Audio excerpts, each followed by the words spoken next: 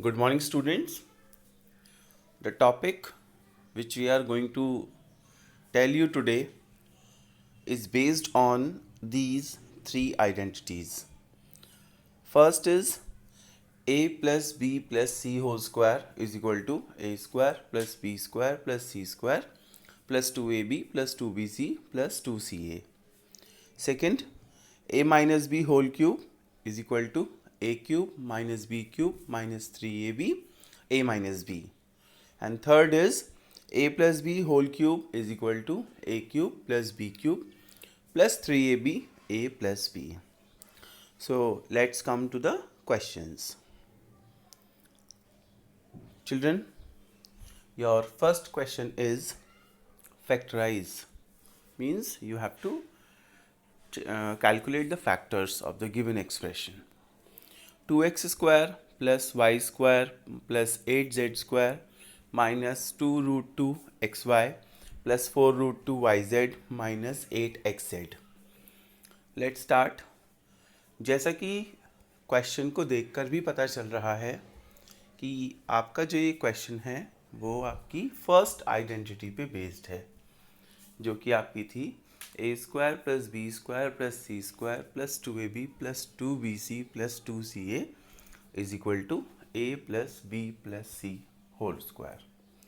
अब सबसे इम्पॉर्टेंट बात यहाँ जो आती है वो ये है कि हमें कैसे पता चले कि हमारे दिए हुए क्वेश्चन में a, b एंड c की वैल्यूज़ क्या हैं जिससे हम अपनी आइडेंटिटी में पुट कर सकें.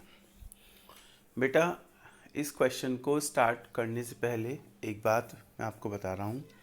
जब भी आपको इस टाइप का कोई भी क्वेश्चन दिया जाए, जैसे कि आपको ये क्वेश्चन दिया गया है, इसमें सबसे पहले आपको एक बात ध्यान रखनी है जो आपने ऑलरेडी अपनी जूनियर क्लासेस में पढ़ी हैं कि स्क्वायर जब भी हम किसी नंबर का करते हैं, चाहे आपका नंबर पॉजिटिव है या नेगेटिव है, स्क्वायर करने पर आंसर हमेशा उसका पॉजिटिव ही आता है.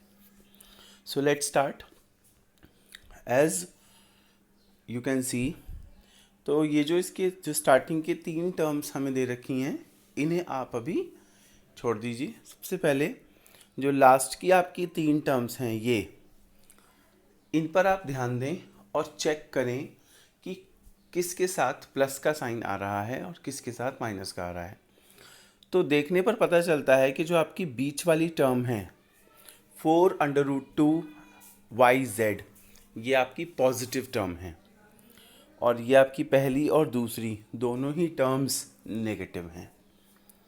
तो इस बात से हमें ये पता चला कि हमारे क्वेश्चन में y और z, क्योंकि ये टर्म पॉजिटिव थी, यही दोनों नंबर पॉजिटिव होंगे, x हमारा नेगेटिव होगा. इस बात को बेटा मैं फिर से रिपीट कर रहा हूँ. सबसे पहले आपको जो भी क्वेश्चन दिया है, आप उसमें स्क्वायर के बाद की जो टर्म्स हैं उसको चेक करें और चेक करें कि उसमें कौन सा नंबर आपका पॉजिटिव है. जो नंबर आपका पॉजिटिव होगा, तो ये बात भी बहुत ही ऑब्वियस है कि उन दोनों की मल्टीप्लिकेशन भी पॉजिटिव ही आएगी. तो ऐसे कि इस क्वेश्चन में हमें ये पता चला कि 4√2 yz हमारा पॉजिटिव नंबर है. तो इसका मतलब हम इस कंक्लूजन पे पहुँचे हैं कि हमारे क्वेश्चन में y और z टर्म्स जो भी हैं वो पॉजिटिव होंगी, केवल x टर्म हमारी नेगेटिव होगी. तो अब इस क्वेश्चन को स्टार्ट करते हैं. तो बेटा, आपके पास फर्स्ट नंबर है 2x स्क्वायर. अब हमें पता है कि x स्क्वायर तो x का होल स्क्वायर बन जाएगा, लेकिन 2 किसका स्क्वायर होता है. तो इसके लिए एक आपको वैसे तो ये ऑलरेडी आता होगा कि अगर मैं √2 की मल्टीप्लिकेशन √2 में करूं तो वैल्यू आएगी आपके पास √4 और √4 की वैल्यू होती है 2. इसका मतलब ये है कि अगर आप सेम नंबर्स जो कि रूट में हैं उनकी आपस में मल्टीप्लाई करते हैं तो रूट हट जाता है. इसी कंसेप्ट को यूज़ करते हुए मैंने अपने 2 को लिख लिया है -√2x होल स्क्वायर. माइनस क्यों आया? क्योंकि मैंने आपको अभी बताया था कि क्वेश्चन में चेक करने के बाद हमें ये पता चला कि y और z नेगेटिव हैं, सॉरी पॉजिटिव हैं, और x हमारा नेगेटिव है। तो वैल्यू पुट करी अकॉर्डिंग टू दैट कंसेप्ट। तो -√2x whole square, Y square को लिख सकते हैं y का होल स्क्वायर, और 8 हमारा होता है 2√2 का होल स्क्वायर। तो a, b और c तीनों हमें मिल गए। a हमारा आया -√2x, b हमारा है y, और c हमारा है 2√2z।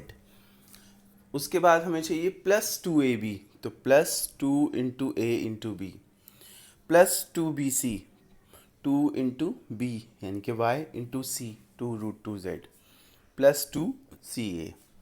तो बाय यूजिंग द आइडेंटिटीज़ हमें कंपेयर करने के बाद a की वैल्यू मिल गई है -√2x, b y and c 2√2z। तो हमारे पास आइडेंटिटी होती है a² + b² + c² + 2ab + 2bc + 2ca is equal to a + b + c का होल स्क्वायर। तो इसका मतलब वैल्यू पुट करके कंपेयर करने पर ये आपका बन गया -√2x + y + 2√2z का होल स्क्वायर, जिसे हमने 2 बार मल्टीप्लिकेशन फॉर्म में या प्रोडक्ट फॉर्म में लिखा है। And this is your answer. Let's come to the next concept, expand the cube. बेटा ये क्वेश्चन बहुत सिंपल होते हैं, देखने पर ही हमें पता चल जाता है कि ये a + b का होल क्यूब बनेगा या a - b का होल क्यूब बनेगा, जैसे कि क्वेश्चन में दिया है उसी से ही। क्वेश्चन है आपका x - 2/3y, इसके साथ y भी आएगा, का होल क्यूब। तो by using the identity a - b whole cube, a³ - b³ -3ab a - b, और कंपेयर करने पर a की वैल्यू आई है x यहाँ से, और b की वैल्यू है 2/3y। मैंने आपको बताया ये इसके साथ y भी है। तो वैल्यू जहाँ जहाँ पर इस आइडेंटिटी में a और b आ रहे थे वहाँ वहाँ पर मैंने a और b की जो वैल्यू कंपेयर करके लाए हैं उसको पुट कर दीजिए। तो आपके पास वैल्यू आ जाएगी x³ - 2/3y का whole cube -3 into a into b यानी कि x into 2/3y into a - b x - 2/3y। Solve किया, x का cube x³ 2/3y³ 8/27y³ minus बेटा 3 से 3 यहाँ पर हो गया कैंसिल, 2xy और आगे का ब्रैकेट आपका एज इट इज़। अब मैंने इस 2xy की मल्टीप्लिकेशन भी अंदर इस ब्रैकेट में कर ली है। तो x³ minus 8/27y³ minus 2x² and minus minus plus 2 to the 4/3xy². Next question is evaluate the following by using the suitable identities. First आपके पास क्वेश्चन है 102 होल क्यूब। इस 102 को हमने लिख लिया 100 + 2 whole cube, 100 + 2 whole cube. Compare करने पर हमारे पास वैल्यू बनी a + b whole cube. Identity लगाई, कंपेयर किया, a की वैल्यू आई 100 और b की वैल्यू आई है 2। तो इस आइडेंटिटी में जहाँ जहाँ a और b थे उन दोनों को मैंने 100 और 2 से रिप्लेस कर दिया।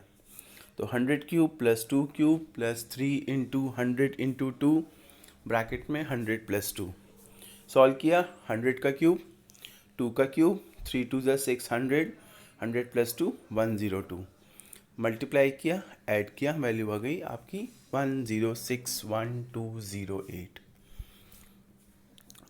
So this is your question based on the identities. The related question is also attached with the video and also available in the PDF. Do these questions in your fair notebook, and if you have any problem regarding these questions, contact your concerned teacher. We are always here to help you. Thank you.